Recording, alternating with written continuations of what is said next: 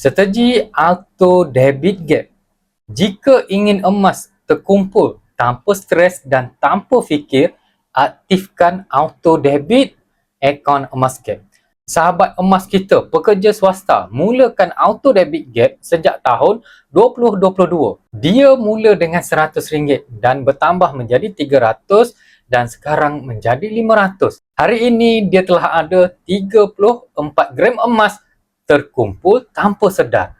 Masalah penyimpanan emas bukan kerana gaji kecil, tetapi lupa ingin membuat simpanan.